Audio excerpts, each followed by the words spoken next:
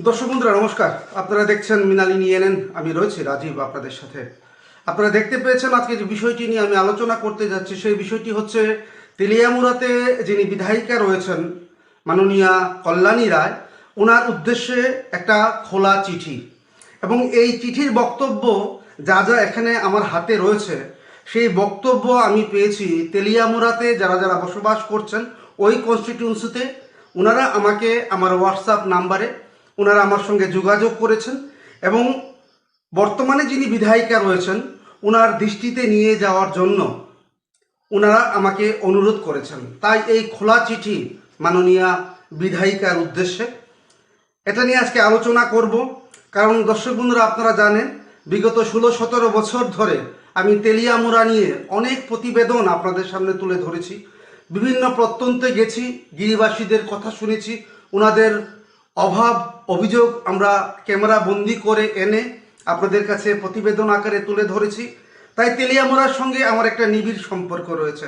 তো তেলিয়ামুড়াবাসীদের যে বক্তব্য আমার কাছে ওনারা পাঠিয়েছেন এবং বিধায়িকার কাছে সেই সকল বক্তব্যগুলো তুলে ধরার কথা আমাকে জানিয়েছেন, তার তাগিদেই কিন্তু আজকে আমি আমার এই আলোচনাটুকু আপনাদের সামনে করছি। দর্শক বন্ধুরা, প্রথমত আপনারা জানেন দু একদিন আগে মাননীয় বিধায়িকা হঠাৎ করে উনি একটা কাজ করেছেন এবং ওনার এই কাজে অনেকে আলোচনা করছেন, সমালোচনা করছেন, অনেকে আবার প্রশংসাও করছেন যে উনি রোগীদের কথা চিন্তা করে সেখানে গেছেন।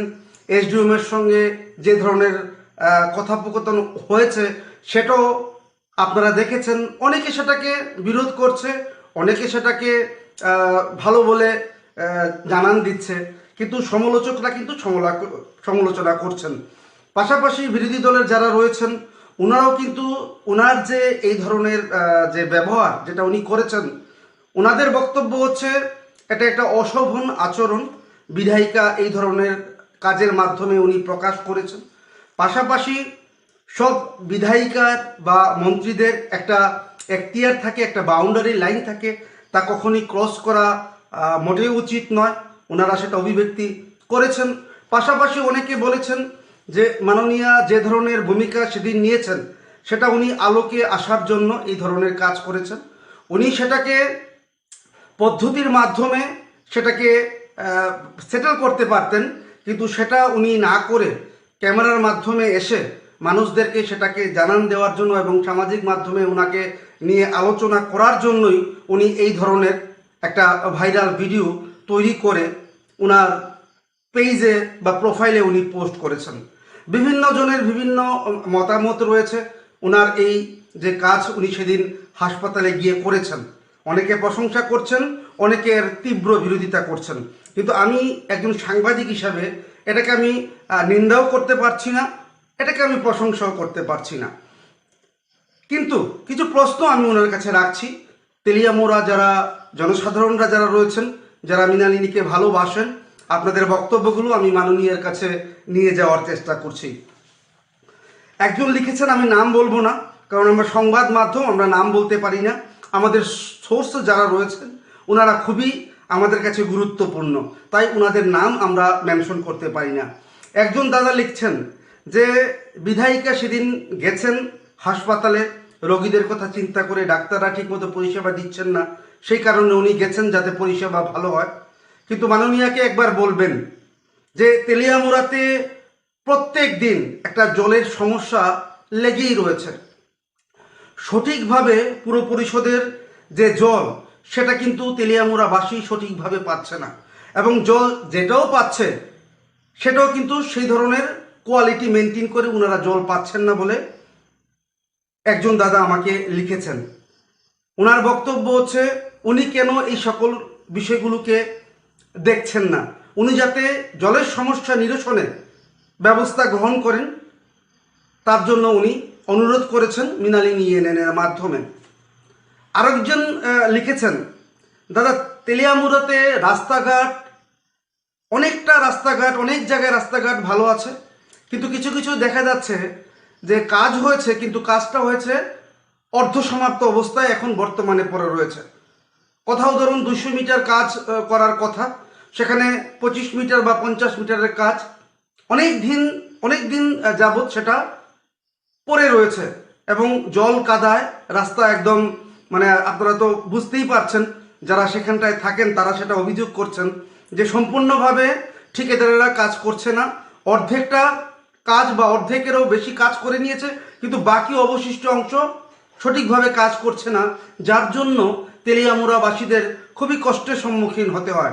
দাদা বলেছেন মাননীয়া কেন এই সকল বিষয়গুলোকে সেরকমভাবে গুরুত্ব দিয়ে দেখছেন না, যারা এই সকল কাজ করছেন তাদের তিনি কেন সেইভাবে বলছেন না, যেটা একজন দাদা আমাকে বললেন মাননীয়ার উদ্দেশ্যে তুলে ধরার জন্য। আমি মাননীয়া কল্যাণী রায়ের উদ্দেশ্যে সেটা তুলে ধরলাম। আরেকজন দাদা লিখেছেন বিদ্যুৎ, তেলিয়ামুড়ার বিদ্যুৎ পরিষেবা একদম বাজে পর্যায়ে রয়েছে এবং সেটা আমরাও জানি। কয়েকদিন পর পর তেলিয়ামুড়াতে যে বিদ্যুতের একটা ঘটনা আমরা বিভিন্ন জায়গা থেকে তুলে এনে আপনাদেরকে দেখাই, বিদ্যুৎ দপ্তরে মানুষের একটা বিক্ষোভ আমরা প্রতিনিয়ত লক্ষ্য করতে পারি দর্শক বন্ধুরা। সেখানে দেখা যাচ্ছে সঠিকভাবে বিদ্যুৎ থাকছে না। এমনিতেই গরমকাল, তার মধ্যে এই ধরনের বিদ্যুৎ চপলতা তেলিয়ামুড়াবাসীকে অতিষ্ঠ করে তুলছে। ওনার বক্তব্য হচ্ছে মাননীয়কে বলবেন যে বিদ্যুৎ পরিষেবা নিয়ে সরকারের এত গাফিলতি কেন, কেন উনি বিদ্যুৎ পরিষেবা নিয়ে কোনো ধরনের উদ্যোগ গ্রহণ করছেন না। তাই আমি দর্শক বন্ধুরা মাননীয়া বিধায়িকা তেলিয়ামুড়ার কল্যাণী রায়ের উদ্দেশ্যে বিদ্যুৎ নিয়ে বললাম। আরও একজন লিখেছেন দাদা লিখেছেন, দাদা আপনি কি জানেন তেলিয়ামুড়াতে টেন্ডার বাণিজ্য চলছে? টেন্ডার বাণিজ্য চলছে। ওনাকে আমি আবার লিখলাম টেন্ডার বাণিজ্য আমাকে একবার খুলে বলুন। উনি বলেছেন যে সাধারণ যারা ভালো কন্ট্রাক্টর রয়েছেন, যারা ঠিকাদার রয়েছেন, যারা এই সকল কাজ করেন, তাদেরকে সঠিকভাবে কাজ করতে দেওয়া হচ্ছে না, টেন্ডার ড্রপ করতে দেওয়া হচ্ছে না। সেখানে একটা নেগোসিয়েশন বাণিজ্য কায়েম হয়েছে তেলিয়ামুড়া এলাকায় এবং এই কারণে তেলিয়ামুড়ার জনগণ ওনারা সঠিকভাবে গুণগত সম্পন্ন কাজ পাচ্ছেন না ঠিকাদারদের কাছ থেকে, কারণ ঠিকাদাররা সঠিকভাবে টেন্ডার জমা দিতে পারছেন না। উনি বলেছেন মাননীয়া কি এই ধরনের যে কাজ হচ্ছে উনি কি সেটা জানেন না? এই ধরনের নেগোসিয়েশন বাণিজ্য তেলিয়ামুড়াকে ধীরে ধীরে নষ্ট করে দিচ্ছে, তেলিয়ামুড়ার উন্নতিতে একটা বাধার সৃষ্টি হচ্ছে। আপনি রাজীব দা সেটা তুলে ধরবেন এবং মাননীয়াকে বলবেন কেন এই ধরনের নেগোসিয়েশন বাণিজ্য চলছে তেলিয়ামুড়া এলাকায় এবং টেন্ডার কেন জমা দিতে পারছেন না। মুষ্টিমেয় কয়েকজনই টেন্ডার জমা দিতে পারছেন এবং তাদের নামেই কাজ বেরোচ্ছে এবং যার ফলে কাজের গুণগত মান সেটা আর থাকছে না, সেটা কিন্তু অভিযোগ করছেন তেলিয়ামুড়াবাসী। এই ক্ষেত্রে মাননীয়া বিধায়িকার দৃষ্টি আকর্ষণ করছেন তেলিয়ামুড়াবাসী। আরও একজন একটা গুরুত্বপূর্ণ বিষয় লিখেছেন, এবার রাজনৈতিক বিষয়ে একজন বক্তব্য লিখেছেন। আপনাদের কাছে খোলাখুলিভাবে আমি বলার চেষ্টা করছি। আমি ওনার নাম সম্পূর্ণভাবে বলবো না, আপনারা জানেন আমি নাম নিয়ে বলি না, কারণ সবার একটা মান সম্মান রয়েছে। সেই মান সম্মানের দিকে চেয়ে আমি কখনোই কারোর নাম মেনশন করতে পারি না, কিন্তু যারা তেলিয়ামুড়াবাসী যারা রয়েছেন ওনারা ভালোভাবেই বুঝে যাবেন যে আমি কার কথা বলছি। একজন লিখেছেন বর্তমানে 2টা গোষ্ঠী কাজ করছে বিজেপি দলে এই তেলিয়ামুড়া এলাকায়, সেটা কি মাননীয়া জানেন না? উনি বলেছেন মিস্টার পি দাস নামে একজন ভদ্রলোক, উনি শিক্ষকতার কাজ করেন এবং উনি সরকারি চাকরিতে যুক্ত রয়েছেন।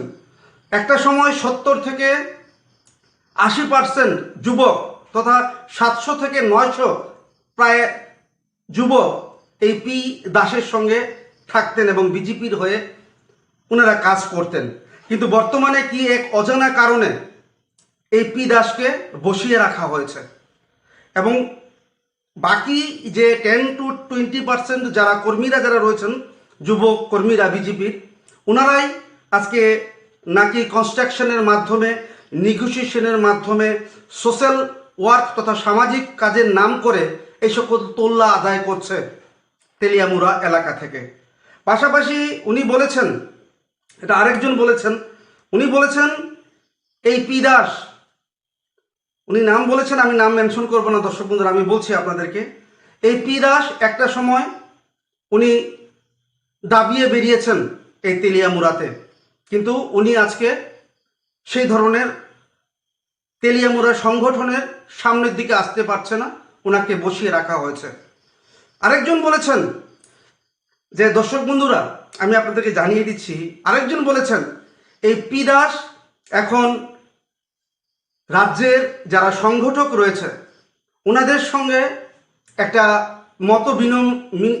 মত বিনিময় শুরু করে দিয়েছেন, এবং এই পি দাস নাকি পরবর্তী 2028 সালের বিধানসভা নির্বাচনের জন্য উনি প্রস্তুত হচ্ছেন, তেলিয়ামুড়া থেকে উনি পরবর্তী সময়ে দাঁড়াবেন। তো এখানে একটা গোষ্ঠীদ্বন্দ্ব আমরা লক্ষ্য করতে পারছি। মাননীয় বিধায়িকা, আপনি কি সেটা জানেন? যদি জেনে থাকেন তাহলে আপনি অবশ্যই ব্যবস্থা নেবেন, কারণ দলের কথা চিন্তা করে আপনি কাজ করছেন বলে আপনি বারবার দাবি করেন। এই মিস্টার পি দাস এই ধরনের যে ঘটনাগুলো এতদিন ঘটিয়েছে, যেটা আপনার চোখে পড়েছে, হয়তোবা তাই আপনি ওনাকে বসিয়ে রেখেছেন বা সেই ধরনের কাজ দিচ্ছেন না, কিন্তু ওনাদের আপনার এলাকার মানুষের অভিযোগ হচ্ছে পি দাস উনি বিভিন্নভাবে তলে তলে সংগঠকদের সঙ্গে কথা বলছেন, মত বিনিময় করছেন, পরবর্তী সময়ে যাতে উনি তেলিয়ামুড়া কনস্টিটিউয়েন্সিতে উনি দাঁড়াতে পারেন বিজেপি দলের হয়ে, সেই প্রচেষ্টা কিন্তু উনি চালিয়ে যাচ্ছেন। এবং এর ফলে যতদিন সামনের দিকে যাবে একটা গোষ্ঠী দ্বন্দ্ব বিশালভাবে বা প্রকটভাবে সামনের দিকে আসবে, সে কিন্তু আর বলার অপেক্ষা রাখে না। আরেকজন লিখেছেন, দাদা কল্যাণীদিকে বলবেন যে তেলিয়ামুড়াতে একজন একটা সময় কাপড়ের দোকানে কাজ করতেন। তেলিয়ামুড়াতে একজন ব্যক্তি উনি কাপড়ের দোকানে কাজ করতেন এবং 2018 সালের নির্বাচনের আগে ও দুদিন আগেও ওনার হাতে লাল ঝান্ডা ছিল, এবং উনি বলেছেন যদি প্রমাণ লাগে রাজীব দা আমি প্রমাণ পাঠিয়ে দেব আপনাদেরকে। উনি লিখেছেন দুদিন আগেও বামফ্রন্টের ফ্ল্যাগ ওনার কাঁধে ছিল, এবং লাস্ট যে নির্বাচনের কোড অফ কন্ডাক্টের যে আগ মুহূর্ত পর্যন্ত উনি স্কোয়াডিংয়ে ওনাকে দেখা গেছিল বলে দাদা জানিয়েছেন। বর্তমানে ওনার সম্বন্ধে বলতে গিয়ে উনি বলেছেন সে সময় ওনার কাছে কিছুই ছিল না, একটা কাপড়ের দোকানে সাধারণ কর্মচারী হিসেবে উনি কর্মরত ছিলেন। সে সময় ওনার উপার্জনের একমাত্র পথ ছিল বামফ্রন্ট থেকে বিভিন্ন কাজের মাধ্যমে ওনাকে আর্থিকভাবে সহায়তা করা হতো, এবং উনি ওনার সংসার নাকি সেইভাবেই প্রতিপালন করতেন। কিন্তু বর্তমানে ওনাদের বক্তব্য হচ্ছে এই কাপড়ের দোকানের কর্মচারী আজকে তেলিয়ামুড়া এলাকায় বিশাল অট্টালিকা হাঁকাচ্ছে। দাদা জানতে চাইছেন, একবার কল্যাণীদিকে প্রশ্ন করবেন, কল্যাণীদি ভালোভাবেই বুঝতে পারবেন আপনি যখন এই কথাগুলো তুলবেন, কল্যাণীদি ভালো করে বুঝতে পারবেন যে এই কাপড়ের দোকানের কর্মচারীটি কে, এবং এত বড় বিল্ডিং, এত বড় অট্টালিকা সম একটা বিল্ডিং উনি হাঁকাচ্ছেন, এর টাকার উৎস কোথায় রয়েছে সেটা দাদা জানতে চাইছেন। তাই আমি মাননীয় বিধায়িকা কল্যাণী রায়ের দৃষ্টি আকর্ষণ করছি, কিভাবে এই সকল লোক যারা একটা সময় কিছুই ছিল না, কাপড়ের দোকানে একজন কর্মচারী, আজকে উনি এত বড় একটা বিল্ডিং হাঁকাচ্ছেন বলে তেলিয়ামুড়ার যারা জনগণ ওনারা দাবি করছেন। কোথায় এত পয়সা পেল, কোথা থেকে এসব পয়সা ওনারা আয় করছেন, এই আয়ের উৎস জানার জন্য ওনারা আমাকে জানিয়েছেন আপনার দৃষ্টি আকর্ষণ করার জন্য। তাই মাননীয় ম্যাডাম আমি আপনার দৃষ্টি আকর্ষণ করছি সম্মান সহকারে।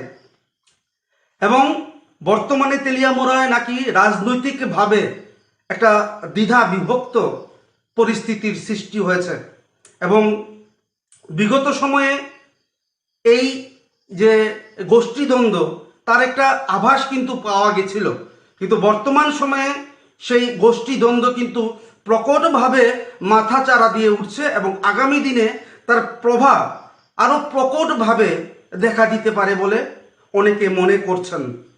এবং ওনারা বলছেন মাননীয় বিধায়িকা কি এ সকল বিষয়গুলোকে লক্ষ্য রাখছেন বা গুরুত্ব সহকারে দেখছেন, সেটা আমার জানা নেই।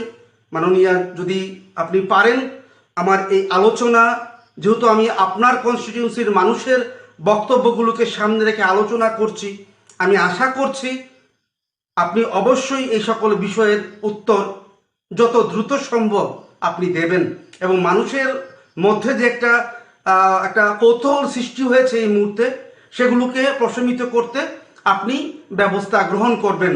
মানুষ সহজেই বুঝে যাবে যে আপনি ব্যবস্থা গ্রহণ করছেন।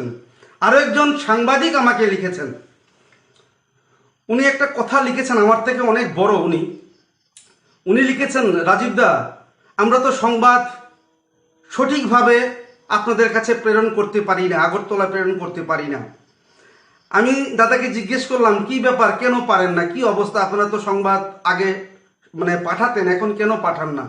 ওনারা বলেন যে সংবাদ যদি আমরা পাঠাই, যদি সেটা সরকারের বিরোধিতে যায় বা বিধায়িকার বিপক্ষে যায়, তাহলে আমাদের হুমকির সম্মুখীন হতে হয়।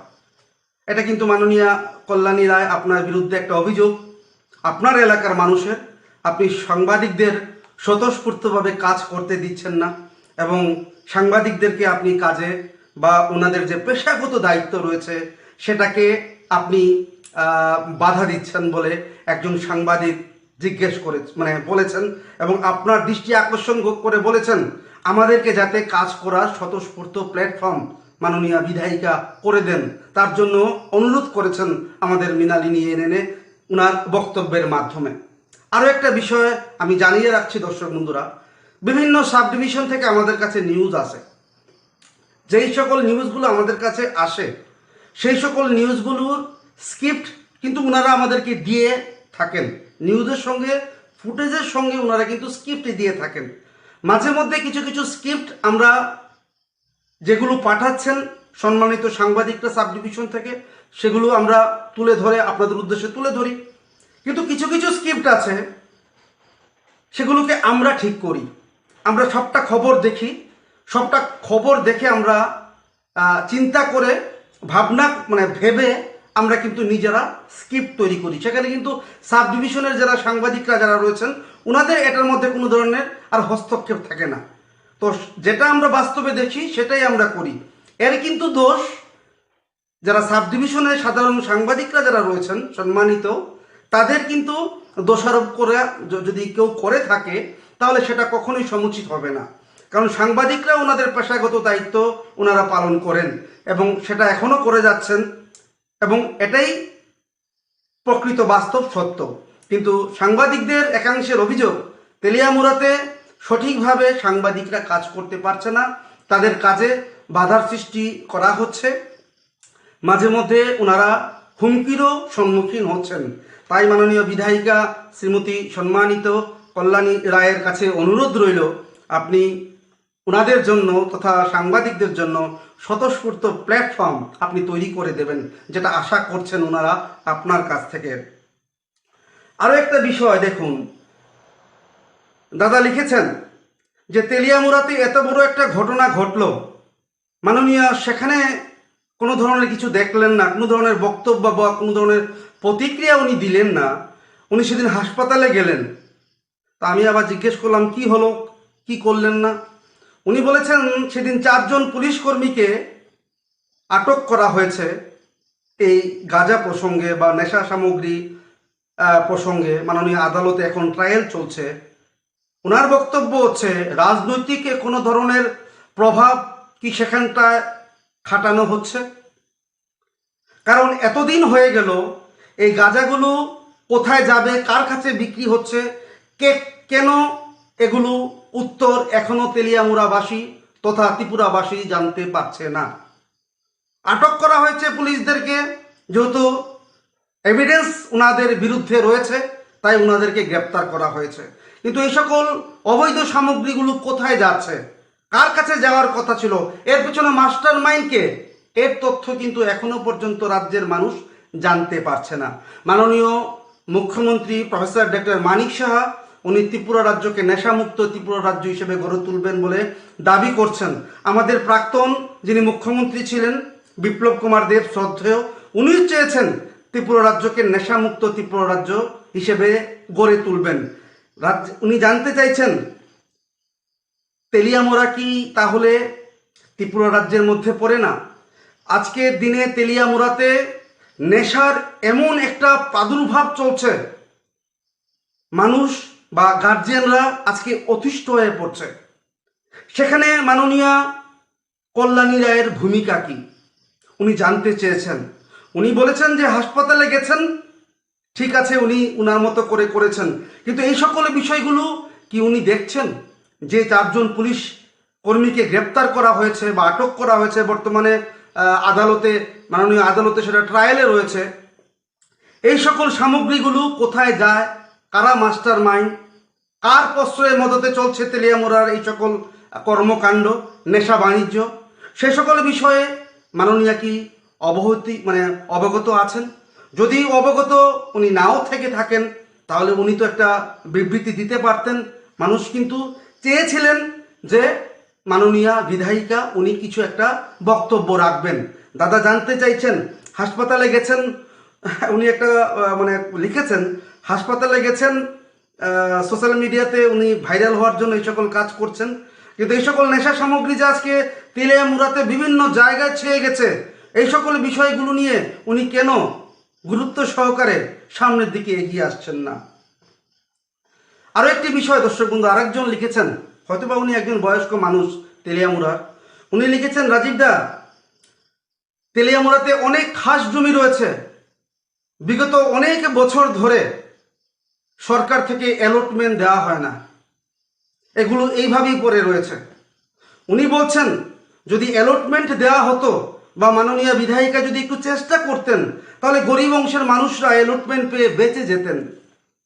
বলেছেন শুধু অ্যালটমেন্ট দিয়ে ওনারা বেঁচে যেতেন সেটা না, সঙ্গে সঙ্গে সরকারের যে কোষাগার রয়েছে সেই কোষাগারের মধ্যেও কিন্তু রেভিনিউ আসতো। কিন্তু মাননীয় বিধায়িকা কি এই সকল বিষয়গুলোকে গুরুত্ব সহকারে দেখছেন?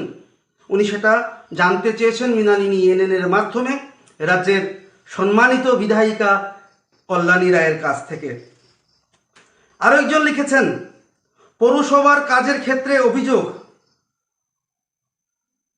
কয়েকজন ছাড়া পৌরসভার কোনো কাজ অন্য কেউ করতে পারে না।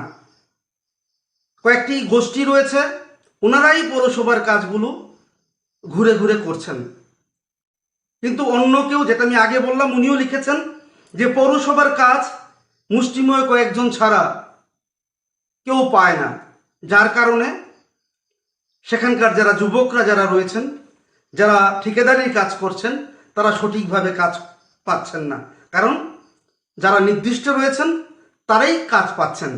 উনি বলেছেন মাননীয় বিধায়িকার দৃষ্টি আকর্ষণ করে বলবেন যে এই সকল বিষয়গুলো তেলিয়ামুড়াতে কেন হচ্ছে, কেন সবাই সঠিকভাবে কাজ পাচ্ছে না, উনি যাতে সেটা গুরুত্ব সহকারে দেখেন, দাদুও বলেছেন। আরেকটি বিষয় এখানে উল্লেখ করেছেন একজন দাদা, যে তেলিয়ামুড়াতে শুধু নয় সারা ত্রিপুরা রাজ্যেই একটা বিধায়ক উন্নয়ন তহবিল একটা রয়েছে, সেই তহবিলের টাকা নাকি সঠিকভাবে খরচা হচ্ছে না। ধরুন কোনো এক জায়গায় 100 টাকা খরচা হবে, ধার্য করা হয়েছে, যেটা বিধায়কের উন্নয়ন তহবিল থেকে খরচা হবে। ওনাদের বক্তব্য হচ্ছে যে সেই জায়গায় ওই টাকা সঠিকভাবে রূপায়িত হচ্ছে না, শুধুমাত্র কর্তৃপক্ষের গাফিলতির অভাবে। বুঝতে পারছেন দর্শক বন্ধুরা, যে বিধায়ক উন্নয়ন তহবিল থেকে একটা ফান্ড থাকে, সেই ফান্ডের টাকা যখন কোনো একটা কাজের জন্য খরচা করার কথা থাকে, সেই জায়গায় ওই টাকা নাকি সঠিকভাবে খরচা হয় না, এবং যার কারণে মানুষ ক্ষতিগ্রস্ত হচ্ছেন, এবং সেগুলো হচ্ছে কর্তৃপক্ষের সঠিক রক্ষণাবেক্ষণের অভাবে বা পর্যবেক্ষণের অভাবে। মাননীয় বিধায়িকার দৃষ্টি আকর্ষণ করছেন তেলিয়ামুড়া মানুষ, তো সেগুলো নিয়ে আমি আলোচনা করছি।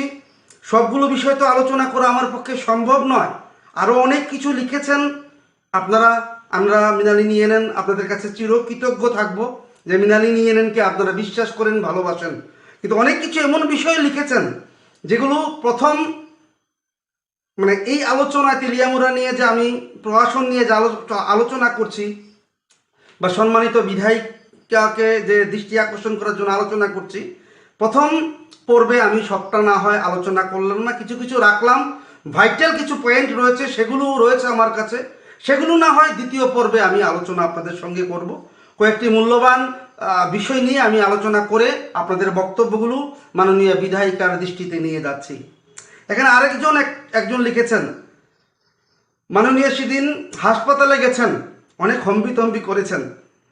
তো আসল কথা হচ্ছে তেলিয়ামুড়াতে একটি রোগী কল্যাণ সমিতি রয়েছে, সেখানে একটি ফান্ডও রয়েছে রোগীদের চিকিৎসা সুবিধার্থে। কিন্তু দেখা যায় ডাক্তাররা প্রেসক্রিপশন করছে, কিন্তু হাসপাতালে নাকি ঔষধ নেই, মেডিসিন নেই। বাধ্য হয়ে যারা পেশেন্ট পার্টি ওনারা হাসপাতাল চত্বর থেকে বেশি দামে জেনেটিক্স মানে যে সকল সরকারিভাবে দেওয়া হয় সেই সকল ওষুধগুলো বা মেডিসিনগুলো ওনারা পাচ্ছেন না। বাধ্য হয়ে রোগীর পরিবার পরিজনেরা বাইরে থেকে চড়া দামে ওষুধ কিনতে হচ্ছে। তো সে জায়গায় দাদা জানতে চাইছেন যে তেলিয়ামুড়া হসপিটালে যে রোগী কল্যাণ সমিতির ফান্ড রয়েছে, সেখানে সেই ফান্ডের টাকা কি সঠিকভাবে ইউটিলাইজ হচ্ছে, সেটা একবার ম্যাডামকে একবার আপনি জিজ্ঞেস করবেন আপনার আলোচনার মাধ্যমে। হ্যাঁ দর্শক বন্ধুরা, আমি এই বিষয়টি তুললাম যে রোগী কল্যাণ সমিতির ফান্ড কোথায় যায়, সেটা কি সঠিকভাবে খরচা হয়? আর যদি সঠিকভাবে খরচা হয় তাহলে কেন মানুষ প্রশ্ন করছে, কেন মানুষ আজকে চড়া দামে বাইরে থেকে মেডিসিন কিনতে ওনারা বাধ্য হচ্ছেন? আমি মাননীয় বিধায়িকার দৃষ্টি আকর্ষণ করলাম, আপনি এই সকল বিষয়গুলোর উত্তর অবশ্যই দেবেন। পাশাপাশি আমি আর অনেকক্ষণ হয়ে গেছে আলোচনা, আরও অনেক কিছু বিষয় রয়েছে। আরেকটি বিষয় আমি বলে আমার আলোচনা এখানে শেষ করছি, সেটা হচ্ছে তেলিয়ামুড়াতে ট্রাফিক ব্যবস্থা একদম অচল হয়ে পড়েছে বলে একজন দাদা এখানে লিখেছেন। টমটম, রিক্সা, জিপ গাড়ি, কমান্ডো গাড়ি তেলিয়ামুড়া শহরের বুকে দাঁড়িয়ে থাকে, সেখানে 2-3 জন কনস্টেবল দিয়ে দায়িত্ব ওনারা খালাস করে থাকেন। দাদা লিখেছেন যে প্রত্যেক দিন সকালবেলায় হাসপাতাল থেকে হাসপাতালের গাড়ি, বিদ্যালয় থেকে বিদ্যালয়ের গাড়ি জাম হয়ে দাঁড়িয়ে থাকে রাস্তায়, সেখানে পুলিশের কোনো ধরনের ব্যবস্থা নেই। রাজ্যে বলবো না, তেলিয়ামুড়াবাসী এই সকল বিষয় নিয়ে বারবার বিক্ষোভ দেখিয়েছেন রাস্তা মধ্যে, কিন্তু ট্রাফিক ব্যবস্থা একদম নেই বললেই চলে, যেটা দাদা এখানে লিখেছেন।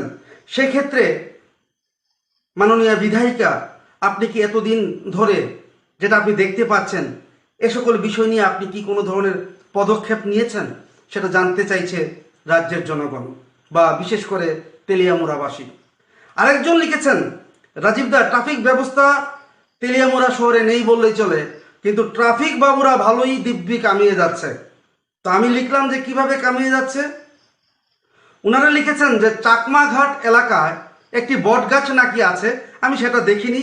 দাদা লিখেছেন যে চাকমাঘাট এলাকায় একটি বটগাছের নিচে বসে কিছু ট্রাফিক বাবু পথ চলতি যারা গাড়ি নিয়ে যাচ্ছে বা বাইক নিয়ে যাচ্ছে প্রতিনিয়ত তাদেরকে হেনস্থা করছে, প্রতিনিয়ত তাদেরকে হেনস্থা করা হচ্ছে, যার ফলে নাগরিকদের ওনারা ব্যতিব্যস্ত হয়ে পড়ছেন ট্রাফিকদের এই সকল কুকর্মের কারণে। তো দাদা বলেছেন যে যেখানে সকাল 9টা থেকে 1টা পর্যন্ত স্কুলের বাস, অ্যাম্বুলেন্স এই সকল গাড়িগুলো সেখান দিয়ে চলে, সেগুলোর প্রতি ট্রাফিকের কোনো ধরনের ব্যস্ততা নেই, কিন্তু চাকমাঘাটে একটা গাছের নিচে বসে নাকি এই সকল ট্রাফিক বাবুরা পথ চলতি বাইক বা গাড়িদেরকে থামিয়ে পয়সা লুট করছে। এমনিতেই এখন জিনিসপত্রের দাম দিন দিন বাড়ছে, সেক্ষেত্রে ওনারা বলছেন উপরন্ত এই সকল ট্রাফিকদের কারণে আমরা সর্বশান্ত হয়ে যাচ্ছি। মাননীয় বিধায়িকা কি এই সকল বিষয়গুলো জানেন? রাজীবদা, আপনি এই সকল বিষয়গুলো মাননীয়ার উদ্দেশ্যে তুলে ধরবেন। হ্যাঁ দর্শক বন্ধুরা, আমি তুলে ধরলাম, আরও অনেক অভিযোগ রয়েছে তেলিয়ামুড়া নিয়ে, আমি পরবর্তী আরও একটি এপিসোড আমি করব এবং সে সকল বিষয়গুলো আলোচনা করব এবং মাননীয় দৃষ্টিতে আমি নিয়ে যাব। দেখার বিষয় মাননীয়া কী ধরনের পদক্ষেপ গ্রহণ করেন বা কী ধরনের ভূমিকা গ্রহণ করেন। দর্শক বন্ধুরা, সম্মানিত যারা তেলিয়ামুড়াতে আপনারা রয়েছেন, আপনাদেরকে অসংখ্য ধন্যবাদ আমার হৃদয়ের অন্তঃস্থল থেকে। কারণ তেলিয়ামুড়ার সঙ্গে আমি অনুষ্ঠান শুরু করার আগেও বলেছি যে তেলিয়ামুড়াতে আমার কাজ এখন থেকে আমি শুরু করিনি। যখন মৃণালিনী এনএন আমরা প্রথম থেকে শুরু করেছিলাম, তখন থেকেই আমরা কিন্তু তেলিয়ামুড়াতে বিভিন্ন জায়গায়, বিভিন্ন প্রত্যন্তে, বিভিন্ন মানে যারা গিরিবাসীরা যেখানে থাকতেন, জল নেই, খাদ্য নেই, সে সকল জায়গা থেকে আমরা ছবি সংগ্রহ করে প্রশাসনের উদ্দেশ্যে তুলে ধরতাম। তাই মৃণালিনী এনএনের সঙ্গে তেলিয়ামুড়ার একটা হৃদয়ের সম্পর্ক রয়েছে। আপনারা তাই আমাকে এতগুলো প্রশ্ন পাঠিয়েছেন মাননীয়ার উদ্দেশ্যে। সর্বশেষ যাওয়ার আগে বলবো, মাননীয় বিধায়িকা যিনি রয়েছেন, আপনি সামাজিক মাধ্যমে যতটুকু না করছেন, যেটা মানুষ বলছে যে আপনি ভাইরাল হওয়ার জন্য করছেন, কিন্তু আসল কাজ আপনি করছেন না বলে আপনার বিরুদ্ধে অভিযোগ রয়েছে। আমি যতগুলো বিষয় বললাম আপনি সেগুলো ভাববেন। যদি রাজীব আমি ভুল করে থাকি, আপনার এ সকল বিষয়গুলো যে আমি নিয়ে আলোচনা করেছি, আপনি আমাকে ক্ষমা সুন্দর দৃষ্টিতে দেখবেন। কিন্তু যেটা মানুষ বলে, কারণ আপনি মানুষের ভোটেই কিন্তু নির্বাচিত হয়ে আজকে বিধানসভায় রয়েছেন। আজকে মানুষের হয়েই আজকে রাজীব, আমি সাংবাদিকতার পেশা করি। মানুষের বক্তব্যকে আমরা গুরুত্ব আমাদেরকে দিতে হয়, তাই ওনাদের বক্তব্য আপনার কাছে নিয়ে গেলাম। এখন দেখার বিষয় আপনি সেটাকে কিভাবে দেখেন, কিভাবে সেটাকে গুরুত্ব নিয়ে দেখেন, কি ধরনের ভূমিকা আপনি পালন করেন, কি ধরনের পদক্ষেপ আপনি গ্রহণ করেন। মৃণালিনী এনএন সেদিকের দিকে চেয়ে রয়েছে এবং আপনি যদি কোনো ধরনের ভূমিকা, আমার এই যে আমি কয়েকটা প্রসঙ্গ এই মুহূর্তে আলোচনা করলাম, তার মধ্যে থেকে যদি আপনি কয়েকটা বিষয় যদি ইনিশিয়েটিভ নেন, সেটাও আমি রাজীব এখানে আলোচনার মাধ্যমে তেলিয়ামুড়াবাসীদেরকে জানাবো। কারণ জনগণ হচ্ছেন সর্বশ্রেষ্ঠ, ওনারাই হচ্ছেন সর্বশেষ কথা। ওনাদের আশীর্বাদে আমরা আছি, ওনাদের আশীর্বাদে আপনারা আছেন। ওনারা যদি আমাকে আশীর্বাদ না করেন, আমি সংবাদ মাধ্যমে কাজ করতে পারবো না। আর ওনারা যদি আপনাকে আশীর্বাদ না করেন, তাহলেও আপনি বিধানসভায় যেতে পারবেন না। তাই আমরা জনগণের হয়ে কাজ করি, জনগণ আমাদের কাছে সর্বশ্রেষ্ঠ। তাই আজকে ওনাদের হয়ে, বিশেষ করে তেলিয়ামুড়াবাসীদের হয়ে আমি এই আলোচনাটুকু আমি আজকে আপনাদের সামনে করলাম। দর্শক বন্ধুরা, আজকে এই আলোচনা আমি এখানে শেষ করছি, কিন্তু দেখতে থাকবেন অবশ্যই মৃণালিনী এনএন। নমস্কার।